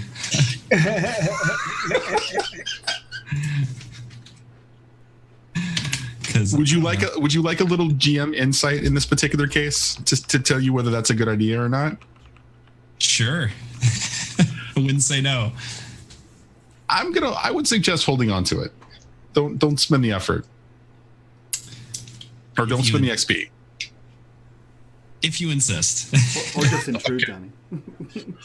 Oh, well, there's an intrusion coming very quickly, but so you make all intents and efforts to kind of like just get this thing, and it just keeps barreling towards you, clump, and it's getting really close. and then it just steps right over you and keeps moving on its path. How dare you? And as this thing is lumbering over you, you're able to look up at the underside and you see Tues sort of hanging off on the side, his feet dangling as Feyre is just kind of like holding on to him on his back as they're both looking up, not even taking notice of you either. As they move with on. the storm. Before we cut back to Tues and Feyre, does Tajak actually want to do anything? No. He wants to figure out how he can get that stupid override back into onto the top of this thing. Okay, so we cut back to Tues and Feyre. Tues, you're looking at this, and you can see that along the neck, you're able to kind of like there looks like places where you can actually kind of grab onto and hold on and move your way, and it looks like there's a series of handholds that you can grab. They're not specifically designed that way, but like there's features of the body that look like you can actually grab onto and kind of climb up to it. But it's going to require sort of a feat of strength versus like the effort of like jumping or just sort of like grabbing onto, because the motion of this thing is making it really hard to kind of apply like what you would normally do with momentum. It's not a fixed kind of a thing. You're climbing up a moving creature essentially. And you can see that the sort of the handholds, the areas which you can grab as a handhold would carry you up about halfway, and then it looks like you're going to have to figure out if there's like another way around or what have you. Like you might have to navigate around to the other side of the neck. Gotcha. Give me some sort of a roll and describe to me how you would approach this, given that it's a moving machine and Feyre is still on your back. Well, funny thing about it, Johnny. Really? Is that when you climb really tall trees, as you get nearer to the top, it starts to actually be a lot like this because they sway back and forth. You can't really tell from the ground, but even like the trees outside, if you get to the top of them, they sway pretty decent. And Tues has climbed some pretty tall trees in his day. Let me tell you. Really? So he's trying to like use the swaying to his advantage, and basically like kind of use the momentum of the swaying to kind of replace the momentum that he would be using from a fixed object. He's trying to make it not the worst ride possible for Feyre, but getting up this thing is the first priority. So it's probably not too fun. So difficulty 3, based on your description, Feyre is no longer an increase in that difficulty. So it's just a straight up difficulty 3 with whatever you do, because that was a pretty dope description. Thank you. Okay. Difficulty 3 and down to 2 because I've got this good story still. Mm-hmm. And I'll spend the effort because it's free for me. And 17! Killing it today, guys. Killing it. All right. So if you don't mind, I'm going to narrate you up this creature. So as you're kind of holding on to the machine, and its neck, you begin to kind of grab in a motion when it's like the body looks like it's bunching together, making it easier for you to grab. And as the sort of expands in the motion, just the parts are kind of moving away from each other. You're using that and carrying Feyre with you as you begin your climb, and it just happens a lot more smoothly than you even anticipated. And for Feyre, this seems much simpler and much easier than the experience of holding on to his back as he was climbing the side of the building. He's moving, very deftly up this thing, up the neck of this thing, and he kind of gets to the halfway point, kind of swings himself around as he can kind of see the places where he needs to hold on to get to the other side of this creature's neck, this machine's neck. And then you find what appears to be a series of handholds that just allow you to continue up towards the back. And eventually you're able to swing up on top of this thing. And as you do, like the both of you are able to kind of just like settle in for just a second and just kind of catch your breath and just take in the area around you. And the only thing taller than this tall neck is the structure that it's currently navigating. Otherwise, it's incredibly tall and you're able to see far and wide. And the motion is just sort of like this sort of like rocking sort of emotion as its head moves with the body. And for Tues, yeah, this reminds you of being on the top of a tree. It's got that same sort of motion. Now, towards the front of this disc, which appears to be about 8 or 10 feet in diameter, there appears to be what looks like some sort of orange circular like protrusion from the top towards the front. And instinctually, this is where the data jack is, that the two of you are kind of like assessing the situation. So I think it's Feyre's time to shine. As I get off of Tues' back, you know when you're on carnival rides and they kind of scare you and you like have the death grip? I just kind of hope that Tues hasn't realized that I had a death grip on him. And then I hope I get off and I go up to try to use the override. Okay, so as you kind of move up and you slide the override towards sort of the data jack, I'm going to need an intelligence roll from you. And the difficulty is going to be difficulty 3. Okay.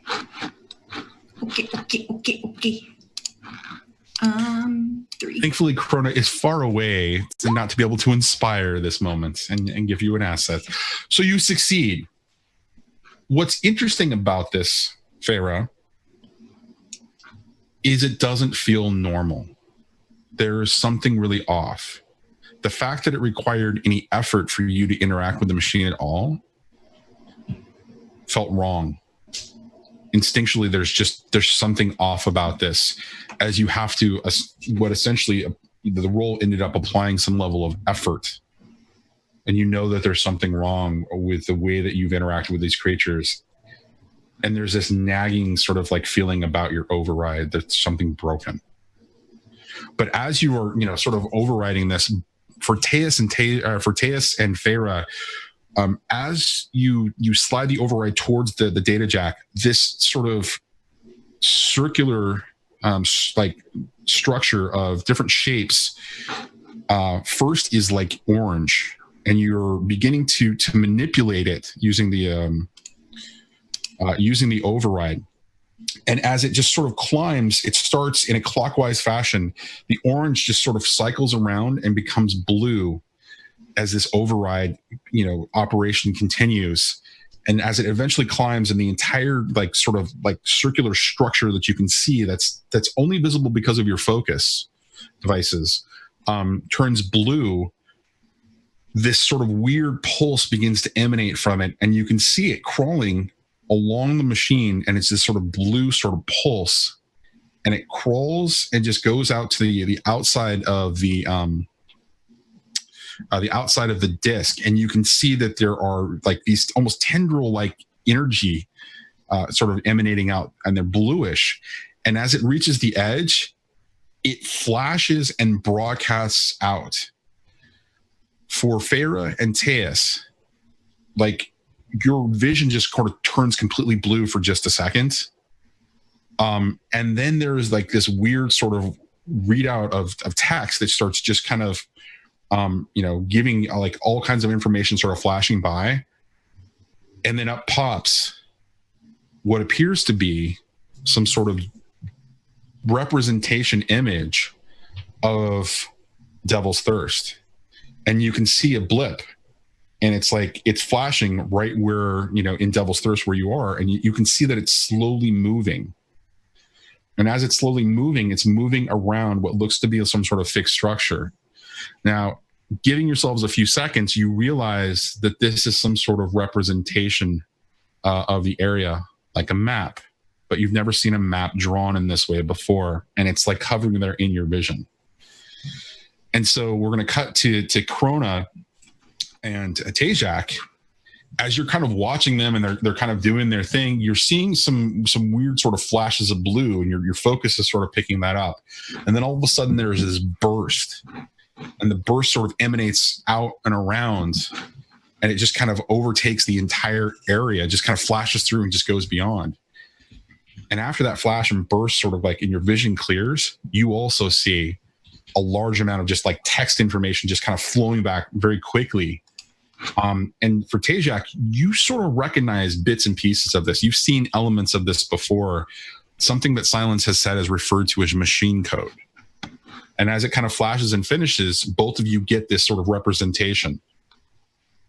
And then you see the same thing, but you see your position as fixed. How long is the machine code up for? Long enough and for you to recognize that it's talking about location data. Like you see the word location mentioned a number of times, and you know what you see as representations of the land sort of around in the feature set, kind of a thing. How many times have I encountered the machine language? Only once before, and that was when Silence was doing something in your presence. And he knows what it means. Yes. I would like to do something dumb. Yeah. I like dumb things, especially at the end of a stream. Perfect for cliffhangers. I love it. Johnny, I would like to reflavor, because I have to, my final cipher. The final cipher that I have is called the comprehension graft. When applied directly to the head, i.e. my focus, the disc immediately unleashes microfilaments that enter the brain. Within 5 minutes, the creature can understand the words of a specific language keyed to that graft. I would like to quickly key the machine language to that graft and insert it into my focus and be able to understand machine language. And fry my own brain. All right, so this is going to operate a little bit differently than the description based on the Numenera. Mm-hmm. What happens is you touch this piece of this cipher, this piece to your focus, and what it does is it causes a flash. And as that text is sort of flying aside, that's on the right-hand side of your screen. On the left-hand side, or like of your vision, of the left-hand side, you see comprehension program engaged, and it does its own level of flash, and Neo learning kung fu fucking style, all of this information gets downloaded into your brain and into your focus, and so the focus begins to teach you how to understand the machine code.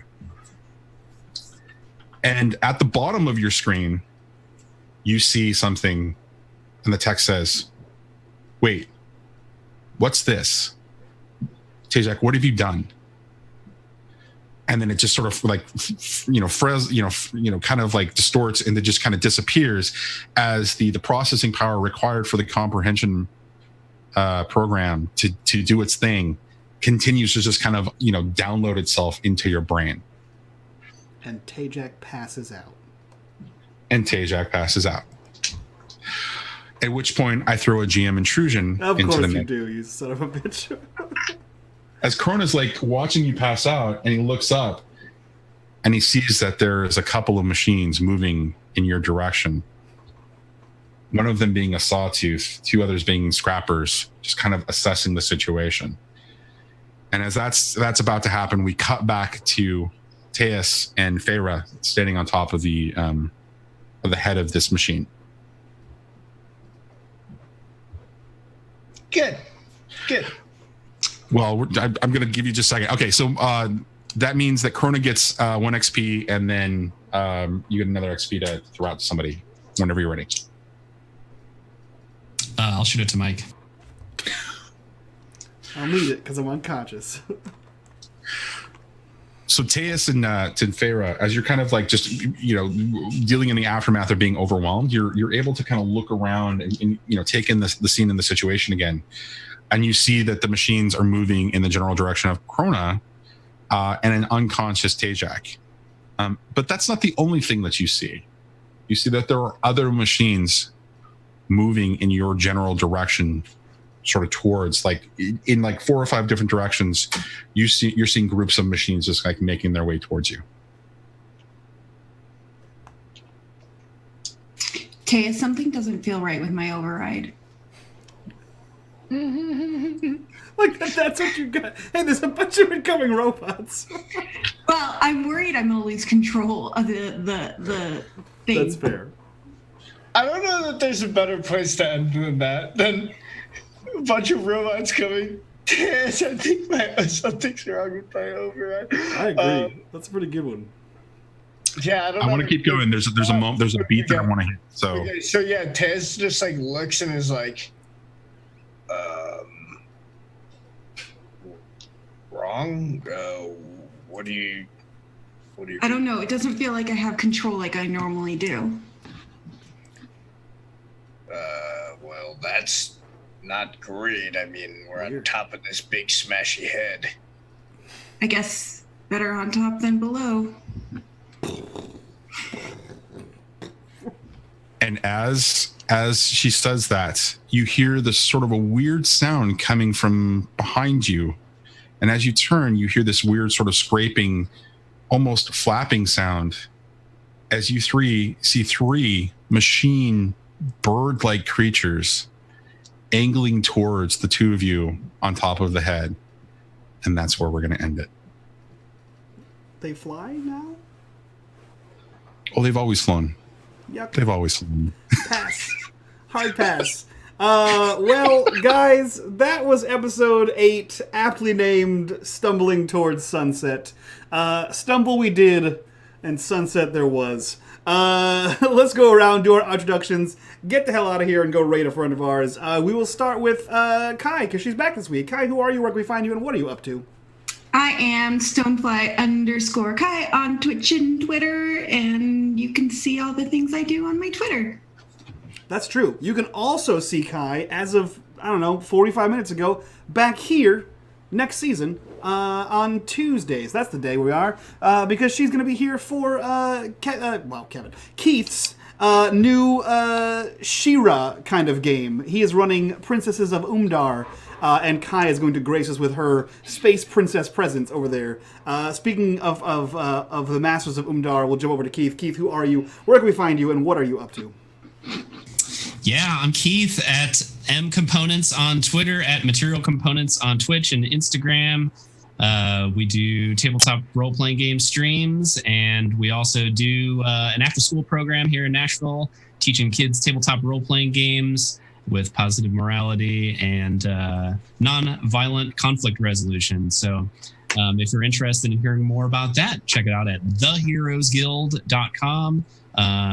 Or check us out at materialcomponents.com. We're working on a Powered by the Apocalypse system for the kids that we have been playtesting for hundreds of hours with kids age 6 to 12. And we're really stoked to get into kind of a closed beta very soon with the next season. So stay tuned for that. Hell yeah. Let's jump right over to Sam. Sam, who are you? Where can we find you on the internet, and what are you up to? I am Sam, twitch.tv/WizenFool, Twitter at @TheWizenFool. I am going to be back on this show again next round, doing something a little different, so that'll be good. I also, at the end of this month, I don't think scheduling has 100% been determined, but sometime early July, going to be doing a little something with Johnny, who's going to be on the player side of the table, so that'll be good. Some Game of Thrones action. Other than that, hit me up on Twitter, on Discord, and I'm always giving thoughts and opinions on games, whether they're wanted or not.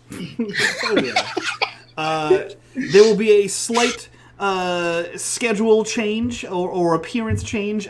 Johnny and Sam will be moving from the Tuesday show to the Monday show, is what he was alluding to. That will be a game that is aptly currently named, but not officially, The Assholes. That'll be changing to something far more appropriate for monetization on YouTube. But it's going to be awesome. Johnny is going to be running that. Sam and I will be playing in that. It's going to be super awesome. But speaking of these things, I will toss it over to, last but not least, Johnny. Who are you? Where can we find you on the internet? And what are you up to? Johnny Video Store Cowboy everywhere except the Twitters, where it's Vid Store Cowboy due to a character limit. Next up, you'll be able to find me on Friday over on Arvin Elrond's channel for Esper Genesis. I'm going to be really jealous on stream because the rest of the crew will be actually at Origins, and I will be sitting at home, phoning in. And then I believe the rescheduled little Red Dots Breakfast Cult will be this Sunday. And then next week on June 22nd, I'm going to be running a 6-hour charity stream in support of suicide prevention charities. More details can be found on my Twitter. I will be, broadcasting that both on Twitter and on my channel as well, just talking more about that. So check there for details. I will be talking about it way too much, but that will be June 2nd, 4 to 10 p.m. Easterns, 1 to 7 p.m. Pacific. So yeah, that's me. Perfect. Guys, definitely check out that charity stream. It's for a great cause. I'll be posting about it in the Discord. If you guys want to join the conversation, please join us over on Discord. If you would like to come hang out with me at Gen Con, we're about 40-something days away, so just do that. I'm going to be there all 4 days. I think I'm going to be there for 6 days, so just come say hi. If you guys want to see me roleplay at Gen Con, on Friday night at 6 p.m., there is actually a live panel that I will be on. It will be role-playing for about 3 hours, doing something. We're not sure yet. But you can just hit me up for the details on that, or go check out our Discord. It's posted there. And mark your calendars for not 1, but 2 charity streams this month. We have Johnny's on the 22nd, and we have the unMadeGaming charity stream on the 29th, which I will be casting for momentarily. So if you guys want to jump in and play and or run games for charity to help sick kids, you can do that. That being said, we're going to go host our friends over at Dice and Heroes. They are currently playing Waterdeep, so definitely go give them some hot, sticky raid love. And from all of us to you guys, bye-bye.